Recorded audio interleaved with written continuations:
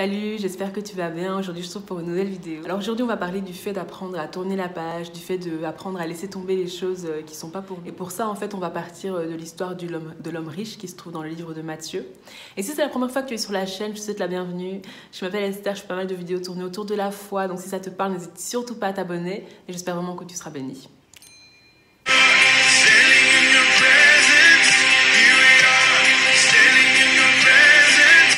Matthieu chapitre 19 à partir du verset 16 nous dit « Et voici, un homme s'approcha et dit à Jésus, « Maître, que dois-je faire de bon pour avoir la vie éternelle ?» Il lui répondit, « Pourquoi m'interroges-tu sur ce qui est bon? Un seul est le bon. Si tu veux entrer dans la vie, observe les commandements. » « Lesquels ?» lui dit-il. Et Jésus répondit, « Tu ne tueras point, tu ne commettras point d'adultère, tu ne déroberas point, tu ne diras point de faux témoignages, honore ton père et ta mère, et tu aimeras ton prochain comme toi-même. » Le jeune homme lui dit, « J'ai observé toutes ces choses. Que me manque-t-il encore ?» Jésus lui dit, « Si tu veux être parfait, va, vends ce que tu possèdes, donne-le aux pauvres, et tu auras un trésor dans le ciel. Et tu auras un trésor dans le ciel. Puis viens et suis-moi. » Après avoir entendu ces paroles, le jeune homme s'en alla tout triste, car il avait de grands biens. Jésus dit à ses disciples, « Je vous le dis en vérité, un riche entrera difficilement dans le royaume des cieux. » Amen, amen, amen. Gloire à Dieu pour sa parole.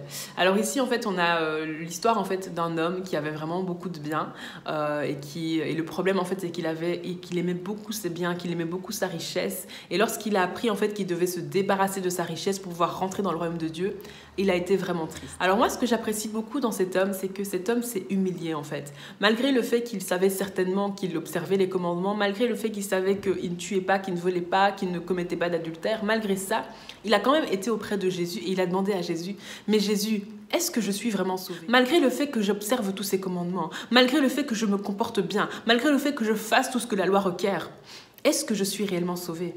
Est-ce que j'ai vraiment la vie éternelle? » Mais il faut prendre le temps de se demander, mais est-ce que je suis vraiment dans le bon? Est-ce que j'ai vraiment l'attitude que Dieu attend de moi? Est-ce que je fais vraiment ce que Dieu attend de moi? Et cet homme-là, même s'il a été triste parce que sa richesse était trop grande, il s'est au moins humilié devant le Seigneur. Il s'est au moins demandé, mais est-ce que ce que je fais, c'est correct? Est-ce que je suis dans le bon? Alors qu'on est au début de l'année 2020, alors que durant ce mois de janvier, on veut vraiment bâtir avec Christ, on veut vraiment poser les fondements de notre année, et on est en train de voir les bases vraiment de notre relation avec Dieu, je t'encourage à te demander, mais est-ce que tu es dans le bon? Est-ce que tout ce que tu fais est bon? Est-ce qu'il n'y a pas des choses dans ta vie dans lesquelles tu dois te débarrasser? Parce que cet homme-là observait la loi, il observait les commandements, il ne tuait pas, il ne volait pas, il ne commettait pas d'adultère, il honorait son père et sa mère, il faisait toute une série de bonnes choses. Mais le problème, c'est que dans son cœur, il aimait la richesse plus que Dieu. Alors que la Bible nous dit d'aimer Dieu de tout notre cœur, de toute notre âme, de toute notre force, de toute notre pensée. Mais cet homme-là aimait la richesse plus que Dieu. Alors j'aimerais te demander, est-ce qu'il y a des choses dans ta vie que tu aimes plus que Dieu? Est-ce qu'il y a des choses dans ta vie qui prennent trop de place? Est-ce qu'il y a des choses dans ta vie qui t'empêchent de vraiment créer une relation avec le Seigneur? La parole de Dieu nous dit dans le livre de Matthieu qu'il faut faire attention à ce qu'on regarde, qu'il faut faire attention à ce à quoi on s'expose. La Bible nous dit plus précisément, l'œil est la lampe du corps. Si ton œil est en bon état, tout ton corps sera éclairé. Mais si ton œil est en mauvais état, tout ton corps sera dans les ténèbres. Si donc la lumière qui est en toi est ténèbres, combien seront grandes ces ténèbres? À quoi est-ce que tu t'exposes? Quel type de film tu as l'habitude de regarder? Quel type de série tu as l'habitude de regarder? Quel type de compte tu as l'habitude de suivre sur Instagram? Quel type de page tu as l'habitude de suivre sur Facebook? Quel type de livre tu as l'habitude de lire? Qu'est-ce que ces choses créent en toi? Est-ce que ces choses réveillent en toi les ténèbres? Ou est-ce que ces choses réveillent en toi la lumière? Ou est-ce que ces choses te permettent d'être plus proche de Dieu? Ou est-ce que ces choses t'éloignent de Dieu? À quoi est-ce que tu exposes tes yeux? À quoi est-ce que tu exposes tes yeux? Qu'est-ce que tu regardes? À quoi est-ce que tu as l'habitude d'être exposé? La Bible nous dit, les mauvaises compagnies corrompent les bonnes mœurs. Avec qui est-ce que tu traînes? Avec quel type de personne est-ce que tu as l'habitude de rester? Alors je ne dis pas que quand on est chrétien, on doit laisser tomber ses amis qui ne sont pas chrétiens. Je ne dis pas que quand on est chrétien, on doit commencer à snober les personnes qui ne sont pas chrétiennes. Pas du tout. Pas du tout. Par contre, il y a certaines amitiés qui te desservent. Pourquoi? Parce que ce sont des amitiés qui t'éloignent de Dieu. Il y a certaines relations amoureuses qui te desservent parce que ce sont des relations amoureuses qui t'éloignent de Dieu. Et ici, j'aimerais vraiment partager quelque chose que j'ai reçu clairement du Seigneur. Il y a des personnes qui regardent cette vidéo et vous êtes dans des relations amoureuses et vous savez que ces relations amoureuses ne glorifient pas le Seigneur. Vous savez que ces relations amoureuses ne sont pas en accord avec la parole de Dieu. Alors que nous sommes au début de l'année 2020, alors que nous avons pris cet engagement de bâtir notre année sur Christ, alors que nous voulons bâtir notre année sur Christ, je t'encourage à prendre les bonnes décisions. Je t'encourage à faire le tri dans tes relations. Peut-être que tu aimes beaucoup ce garçon. Peut-être que tu aimes beaucoup ce jeune homme. Peut-être que ce jeune homme a fait beaucoup pour toi. Peut-être que tu es persuadé que c'est l'homme de ta vie. Peut-être que tu aimes beaucoup cette jeune fille. Peut-être que cette jeune fille a fait beaucoup tout pour toi. Pourquoi? Peut-être que tu es persuadé que cette fille est la femme de ta vie. Mais qu'est-ce que Dieu dit de cette relation? Qu'est-ce que Dieu dit de cette relation? Est-ce que tu es comme l'homme riche? Tu veux plaire à Dieu? Tu veux faire la volonté de Dieu dans ta vie? Tu veux appliquer les commandements de Dieu? Mais ta relation amoureuse prend plus de place que ta relation avec Dieu. Tout comme cet homme riche, l'argent prenait plus de place dans son cœur. Les biens prenaient trop de place dans son cœur. De façon à ce que lorsque Jésus lui a dit « Vends tes biens et suis-moi », il a été triste. Lorsque Dieu te demande de laisser tomber cette relation amoureuse, tu es triste. Mais quelle est ta priorité? Est-ce que ta priorité, c'est ta relation avec Dieu? Qui est le premier dans ton cœur? Il faut faire confiance à Dieu. Parce que Dieu a pour toi des projets de paix et de non de malheur. Parce que Dieu a prévu des choses merveilleuses pour ta vie. Alors si Dieu te demande de laisser tomber cette relation amoureuse, parce qu'elle n'est pas à la gloire de Dieu, parce qu'elle n'est pas à la gloire de Dieu, parce qu'elle ne plaît pas à Dieu, fais-lui confiance. Si vous devez vous retrouver, vous vous retrouverez. S'il doit changer, il changera. Si tu dois te marier avec lui, tu te marieras avec lui.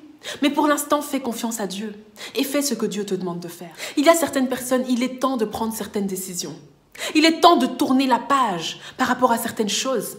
Peut-être qu'en 2019, tu étais dans ce genre de comportement. Peut-être qu'en 2019, tu étais dans ce genre d'ambiance. Peut-être qu'en 2019, tu étais dans ce genre de soirée. Peut-être qu'en 2019, tu étais avec ce genre de personnes. Peut-être que ces choses-là prennent trop de place dans ton cœur et qu'en 2020, il est temps de changer. En 2020, il est temps de prendre des nouvelles résolutions. En 2020, il est temps de ne plus laisser autant de place à ces choses dans ton cœur. Pourquoi? Parce qu'en 2020, on a décidé de bâtir notre relation avec Dieu. On a décidé de bâtir notre année sur Christ. On a décidé que Dieu sera le socle de notre année, que Dieu sera l'alpha et l'oméga. On a décidé qu'en 2020, on va bâtir avec Christ. Que cette décision ne soit pas seulement des belles paroles, mais que ce soit des choses que tu mets en pratique. S'il y a des choses qui sont dans ta vie et tu sais qu'ils ne plaisent pas à Dieu, s'il y a des addictions qui sont dans ta vie et que tu sais ne plaisent pas à Dieu, s'il y a des personnes qui sont dans ta vie et tu sais qu'ils ne plaisent pas à Dieu, prends la décision de te détacher. Prends la décision de arrêter. Et la Bible dit que Dieu crée en nous le vouloir et le faire selon son beau plaisir. Dieu va te montrer sa volonté. Dieu va te montrer ce qu'il attend de toi.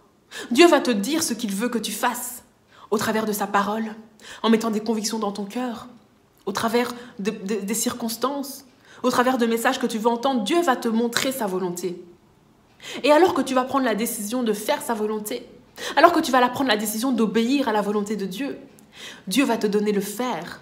Dieu va te donner la force de tenir ferme dans ta décision. Alors je t'encourage vraiment à prendre la décision de plaire à Dieu. Je t'encourage vraiment à prendre la décision de marcher dans la volonté de Dieu. Parce que le monde n'a rien à t'offrir. Le monde n'a absolument rien à t'offrir. Dieu a prévu le meilleur pour toi. Dieu veut que ta vie soit transformée. Dieu veut pouvoir t'utiliser. Dieu veut t'emmener de gloire en gloire. Dieu veut que tu ressentes son amour. Dieu veut que tu saches qu'il est là avec toi. Dieu veut que tu vives une vie pleinement en Christ, où tu deviens un témoin, où tu deviens un signe dans ta génération. Dieu veut que tu impactes tes camarades. Dieu veut que tu impactes tes collègues. Dieu veut que tu impactes ta famille. Dieu veut que tu impactes ta ville. Dieu veut que tu impactes le pays qu'il t'a donné. Dieu veut que tu sois quelqu'un qui impacte. Mais pour ça, tu dois pouvoir le suivre. Et pour le suivre, tu dois te débarrasser des richesses qui sont dans ton cœur. Alors pour cet homme-là, c'était des biens. Peut-être que toi, c'est une relation amoureuse qui ne plaît pas à Dieu. Peut-être que toi, ce sont certains films que tu regardes et que tu sais ne plaisent pas à Dieu. Peut-être que toi, c'est certaines amitiés que tu as et que tu sais ne plaisent pas à Dieu. Parce que ces amitiés te tirent vers le bas. Peut-être que toi, c'est certaines habitudes que tu as que tu sais ne plaisent pas à Dieu. Certaines addictions que tu as. Alors ce que je t'encourage à faire, c'est remettre les choses entre les mains de Dieu. De dire à Dieu, Seigneur, je veux faire ta volonté. Seigneur, je veux vraiment t'obéir. Seigneur, je veux vraiment faire ce que tu me demandes de faire. Mais c'est trop dur pour moi. Alors toi, donne-moi la force de faire cette chose-là. Donne-moi la force de laisser tomber cette relation amoureuse qui ne te plaît pas. Donne-moi la force de ne plus traîner dans certains endroits avec mes amis. Donne-moi la force de ne plus avoir ce genre de langage. Donne-moi la force de ne plus regarder ce genre de film. Et alors que toi, tu prends la décision de laisser tomber, alors que toi, tu prends la décision d'obéir, Jésus va t'aider à tenir ferme. Je t'encourage vraiment à obéir à Dieu, à obéir à ce qu'il te demande de faire. Et surtout, ne laisse jamais la culpabilité venir, ne laisse jamais la culpabilité venir te perturber, parce que la culpabilité, ça ne vient pas de Dieu. La culpabilité, ça vient de Satan qui vient avec ses pensées pour te faire croire que tu n'es pas assez bien, pour te faire croire que tu ne peux pas rentrer dans la présence de Dieu, pour te faire croire que tu as fait tellement de choses mauvaises. Donc ne laisse jamais la culpabilité prendre le dessus, parce que la culpabilité ne vient pas de Dieu. La parole de Dieu nous dit clairement, si nous confessons nos péchés, il est bon et juste pour nous pardonner et nous justifier de toute iniquité. Il faut avoir un cœur sincère envers Dieu. Il faut pas se réveiller le matin et se dire aujourd'hui je vais pécher contre Dieu. Non, il faut pas faire ça. Mais si tu pêches, ce qui peut arriver dans la marche avec Dieu, il faut pas rester dans la culpabilité, il faut pas rester loin de la présence de Dieu. Au contraire, si tu te rends compte que tu t'es écarté de la volonté de Dieu, que tu es passé à côté de ce qu'il voulait, va dans sa présence, d'un cœur sincère, tu lui demandes pardon. Alors, et Dieu, il va te justifier, il va te laver et il va oublier et tu continues ta marche avec lui. Surtout ne pas rester dans la culpabilité qui ne vient pas de Dieu. Pourquoi est-ce que certaines personnes ont du mal à lâcher certaines choses? Pourquoi est-ce que certaines personnes ont du mal à ne pas faire ce que Dieu attend? Pourquoi est-ce que certaines personnes ont du mal à laisser tomber et à tourner la page par rapport à certaines choses, par rapport à certaines habitudes, par rapport à certaines situations? C'est tout simplement parce qu'il y a certaines personnes en fait qui n'ont pas encore compris quelle était leur valeur en fait. Ils n'ont pas encore compris la place qu'ils avaient dans le cœur de Dieu. Ils n'ont pas encore compris en fait à quel point ils étaient précieux, à quel point ils étaient précieux aux yeux de Dieu, à quel point la valeur que Dieu leur donnait était importante. Mais quand tu comprends ta valeur, quand tu vois qui tu es aux yeux de Dieu, quand tu commences à ressentir l'amour de Dieu, Dieu te fait comprendre à quel point certaines choses dans ta vie sont trop basses pour toi. Il te fait comprendre à quel point ces choses sont trop basses et à quel point tu mérites tellement mieux. À quel point tu mérites tellement mieux. Il te fait comprendre quelle est ta valeur et tu comprends ce que tu vaux. Tu comprends qui tu es et tu te dis que ce genre de choses, c'est trop bas pour moi. Cette boue-là, c'est trop bas pour moi. Je mérite mieux. Je mérite mieux. Pourquoi? Parce que je connais ma valeur en Christ. Je connais mon identité en Christ parce que Dieu m'a tellement révélé son amour. Dieu m'a tellement montré son amour. Dieu m'a tellement montré à quel point j'étais précieux, à quel point j'avais de la valeur, que je sais qu'il y a ces choses que je fais, ces choses qui me tiennent. Je sais que je mérite mieux. Je sais que je mérite mieux. Voilà ce que fait l'amour de Dieu dans la vie des gens. Quand l'amour de Dieu te pénètre, quand tu ressens l'amour de Dieu d'une façon telle que tu sais que ce style de vie, c'est trop bas pour toi. Cette relation amoureuse, c'est trop bas pour toi. Ces addictions, c'est trop bas pour toi. Ces habitudes, c'est trop bas pour toi. Et quand tu comprends que c'est trop bas pour toi, c'est parce que tu connais ta valeur. Tu sais ce que tu vaux. Et là, tu cours dans la présence de Dieu pour que Dieu te délivre, pour que Dieu brise les chaînes, pour que Dieu t'aide à vraiment briser les chaînes et à être libre et à jouir en fait de la vie que tu mérites en tant que son enfant. On va prendre un temps de prière. Alors que tu as pris certaines décisions, alors que tu as regardé ta vie, alors que toi, tu prends la décision de faire partie de ceux qui vont suivre Jésus, de faire partie de ceux qui vont impacter leur génération, on va prendre un temps de prière pour sceller cette décision.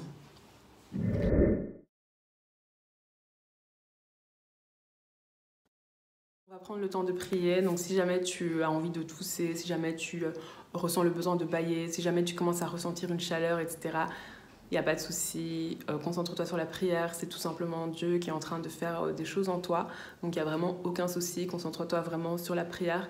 Le but, c'est vraiment que ces choses-là n'aient plus de place dans ta vie, que tu sois vraiment libre, en fait, que tu sois vraiment libre. Prends autorité sur tout ce qui agit dans la vie de mon frère, ma soeur, tout ce qui pousse mon frère, ma soeur à avoir des addictions, tout ce qui pousse mon frère, ma soeur à avoir des addictions à la cigarette. Tu es chassé, mauvais esprit, tu es chassé dans le nom de Jésus-Christ. Toute addiction à la cigarette, tu es chassé dans le nom de Jésus-Christ. Tu es chassé dans le nom de Jésus-Christ. Je prends autorité sur tout esprit qui pousse à avoir des addictions à l'alcool, tout ce qui pousse à boire de l'alcool, tu es chassé dans le nom de Jésus-Christ. Je proclame la liberté. Je proclame la liberté dans le nom de Jésus-Christ. Je proclame la liberté dans le nom de Jésus-Christ. Tout mauvais esprit qui pousse la personne qui regarde cette vidéo à avoir des comportements qui ne plaisent pas à Dieu, tu es maintenant chassé dans le nom de Jésus-Christ. Et je prends autorité sur tout doute que viendrait semer Satan dans la vie de mon frère, ma soeur. Je prends autorité sur tout doute que tu viens injecter dans ses pensées dans le nom de Jésus-Christ. Les doutes sont chassés dans le nom de Jésus-Christ. Les doutes sont chassés dans dans le nom de Jésus-Christ. Et je proclame vraiment la guérison intérieure. Je proclame la guérison intérieure de toute personne qui regarde cette vidéo. Seigneur, que tu puisses guérir, que tu ailles dans les profondeurs de son être et que tu guérisses, Seigneur, que tu guérisses dans le nom de Jésus. Sois guéri, sois totalement restauré. Sois totalement restauré. Ressens l'amour de Dieu, que l'amour de Dieu t'inonde dans le nom de Jésus-Christ. Dans le nom de Jésus-Christ. Seigneur, je te remercie pour mon frère, ma sœur qui aujourd'hui a pris la décision de laisser tomber cette relation amoureuse, qui a pris la décision d'arrêter de regarder ce genre de film, qui a pris la décision d'arrêter d'avoir ce genre de conversation, qui a pris la décision d'arrêter de traîner avec ce genre de personnes, qui a pris la décision d'arrêter de fréquenter ce genre d'endroit, parce que ces choses prenaient trop de place dans son cœur. Ces choses remplissaient son cœur. Mais cette personne aujourd'hui a pris la décision d'arrêter, Seigneur, d'arrêter toutes ces choses et bien plus encore. Et de te laisser de la place, de faire de toi le premier, et la fin, l'alpha et l'oméga. Alors Seigneur, que tu puisses accompagner, que tu puisses vraiment fortifier cette personne. Mon frère, ma soeur, sois fortifié. Dans le nom de Jésus-Christ, sois fortifié, que le Seigneur te donne la force, que Satan ne vienne pas te faire douter. Dans le nom de Jésus-Christ, je prends autorité sur tout doute que Satan viendrait mettre dans tes pensées. Je prends autorité sur tout doute que Satan viendrait mettre dans tes pensées dans le nom de Jésus-Christ. Je chasse tout doute dans le nom de Jésus-Christ. Et je soumets toute pensée captive à l'obéissance de Christ. Je soumets toute pensée captive à l'obéissance de Christ. Sois soumis à Christ. Sois soumis à la volonté de Dieu. Et je prends autorité sur toute culpabilité. La culpabilité ne vient pas de Dieu. Parce que la parole de Dieu nous dit que si nous confessons nos péchés, il est bon et juste pour nous pardonner et pour nous justifier de toute iniquité. Mon frère, ma soeur, sois sincère dans ta relation avec Dieu. Sois sincère dans ce que tu fais avec Dieu. Et si tu te rends compte que tu as fauté, si tu te rends compte que tu as échappé de la volonté de Dieu, avec sincérité, va dans la présence de Dieu. Avec sincérité, demande pardon à Dieu. Et le Seigneur va alors te laver. Le Seigneur va alors te justifier. Et tu vas continuer ta marche avec le Seigneur. Et tu vas continuer ta marche avec le Seigneur. Et tu vas aller de gloire en gloire. De gloire en gloire dans tout ce qu'il a prévu pour ta vie. Au nom de Jésus. Amen. Amen, amen, amen. Amen. Gloire à Dieu pour ce qu'il a fait durant ce moment de prière. Vraiment, je rends gloire à Dieu et je t'encourage vraiment dans toutes les décisions que tu as prises. Vraiment, je t'encourage. Le monde n'a rien à t'offrir.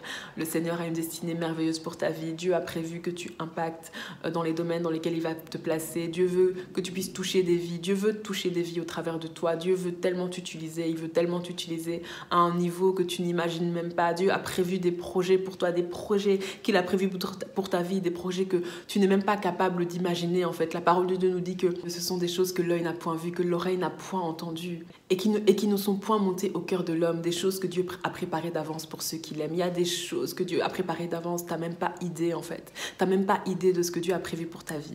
Et la seule chose que je peux te dire, c'est fais confiance à Dieu. Accroche-toi à Christ, accroche-toi à Dieu, fais-lui confiance et tu vas voir que tu ne seras pas déçu. Tu ne seras pas déçu. Alors je te remercie vraiment d'avoir suivi cette vidéo jusqu'au bout. J'espère vraiment que cette vidéo t'a béni, que cette vidéo t'a fait du bien. Et je te retrouve samedi pour une nouvelle vidéo. Donc ce sera samedi dans la matinée, vers 10h, 11h par là. Donc voilà, j'espère vraiment que cette vidéo t'a béni. Et puis plein de bonnes choses. Et à bientôt. Bye.